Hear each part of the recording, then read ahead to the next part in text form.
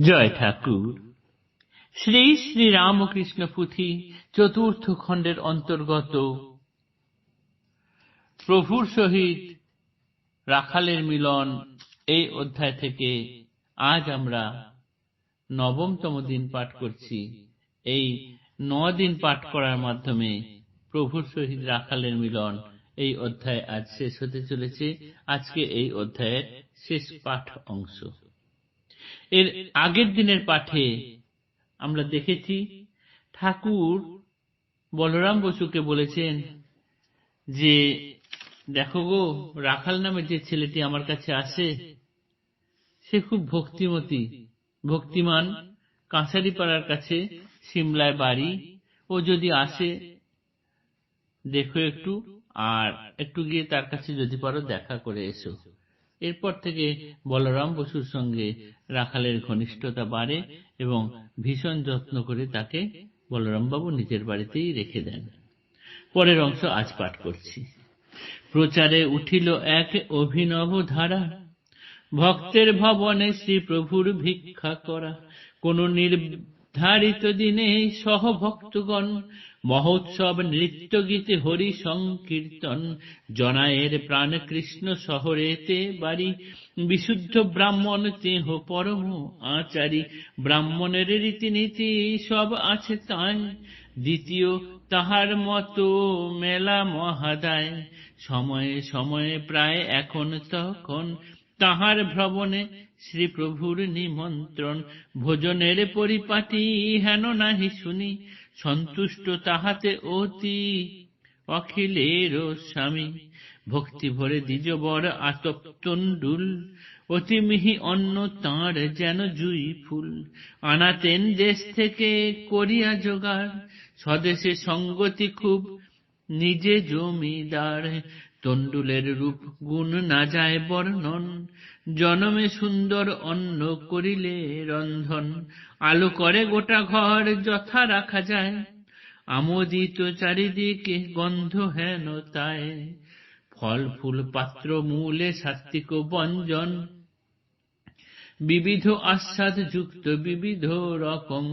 দধি দুগ্ধ ঘৃতাদিতে যাহাই তৈয়ার, যতনে ব্রাহ্মণ করে সকল জোগাড়।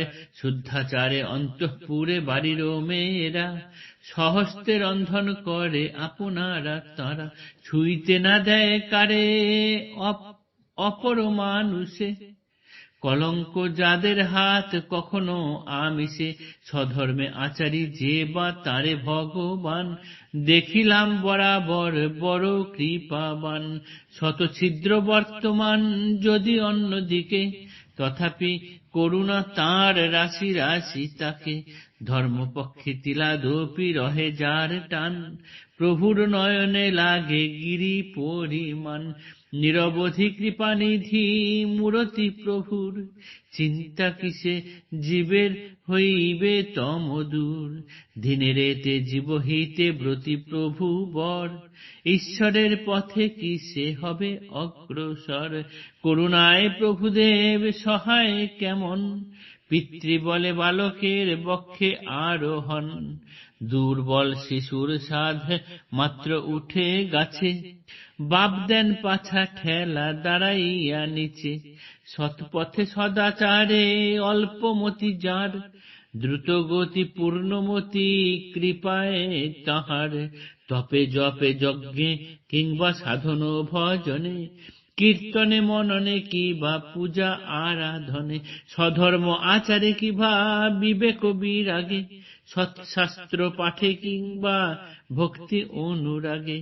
জ্ঞান কিবা ভক্তি যোগে যে যে থায় রয়, সকলেই আছেন প্রভু প্রভু সর্বময়। ওইখানে স্বধর্ম আচারে এখানে স্বধর্মাচারে পবিত্র ব্রাহ্মণ, তাই তাঁর ঘরে শ্রী প্রভুর আগমন। প্রভুর দয়ার্দ্র হৃদে করুণা কেবল, তিলবৎ কর্মে দেন তালবৎ ফল। শুদ্ধ সত্যময় প্রভু অখিল ঈশ্বরে, তুষিলেন দ্বিজবর ভিক্ষা দিয়া ঘরে। শত শত দণ্ডবৎ ব্রাহ্মণেরও পায়, শুনো রামকৃষ্ণ কথা অকিঞ্চনে গায়।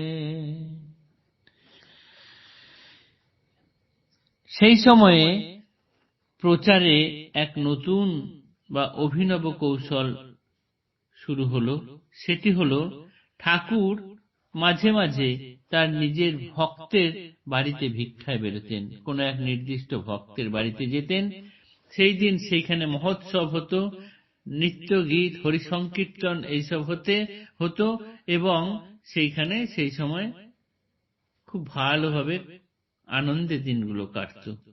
ঠিক এইরকম ভাবেই জনাইয়ের জমিদার প্রাণকৃষ্ণ ঘোষ মহাশয়ের বাড়িতে ঠাকুর এইরকম ভাবেই মাঝে মাঝে যেতেন এবং সেখানে নাম সংকীর্তন হতো। নানান জন সেখানে এসে ভক্তদের মহোৎসবে পরিণত হতো।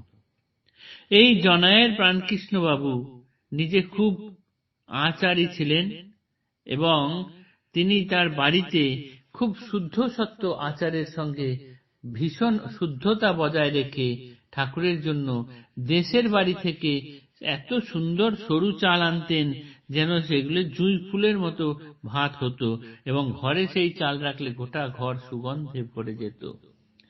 এরপরে বাড়ির মানুষদেরকে দিয়ে রান্না করাতেন তিনি। যাদের হাতে কখনো আমিষ ছোঁয়া লাগেনি তাদেরকে দিয়ে তিনি রান্না করাতেন। এমন ভাবে তিনি ঠাকুরের প্রসাদ তৈরির ব্যাপারে শুদ্ধতা বজায় করতেন। আর ঠাকুরও যে ভক্তের এতটুকু গুণ আছে তাকে পাহাড় প্রমাণ করে দেখাতেন। যে ভক্ত সামান্যতম ঈশ্বরের পথে এগোনোর দিকে অগ্রসর হয়েছেন তাকে তিনি যথেষ্ট ঠেলে এগিয়ে দিতেন সামনে। এইভাবে জপে তপে যজ্ঞে সাধনে ভজনে কীর্তনে মননে পূজায় আরাধনায় স্বধর্ম আচরণে কিংবা বিবেক বিরাগে সৎশাস্ত্র পাঠে ভক্তি অনুরাগে জ্ঞান কিংবা ভক্তিযোগে যে যেখানে থাক না কেন আমাদের প্রভু ঠাকুর সদাই সর্বদাই সব জায়গাতেই আছেন। আর এখানে এই পবিত্র আচারী ব্রাহ্মণ ঠাকুরকে এত সুন্দরভাবে যত্ন করতেন বলে ঠাকুর মাঝে মাঝেই তার বাড়ি আসতেন। তাই শুদ্ধ সত্যময় প্রভু অখিল ঈশ্বরে তুষিলেন দ্বিজবর ভিক্ষা দিয়া করে। শত শত দণ্ডবত ব্রাহ্মণের পায় শুনো রামকৃষ্ণ কথা অকিঞ্চনে গায়। এই ব্রাহ্মণকেই প্রতিকার শত শত প্রণাম জানিয়েছেন দণ্ডবত হয়ে। সঙ্গে আমরাও প্রণাম করি এবং শুনো রামকৃষ্ণ কথা অকিঞ্চনে গায়। যে রামকৃষ্ণ কথা গাওয়া হয়েছে সেটি সকলে শুনি। জয় ঠাকুর।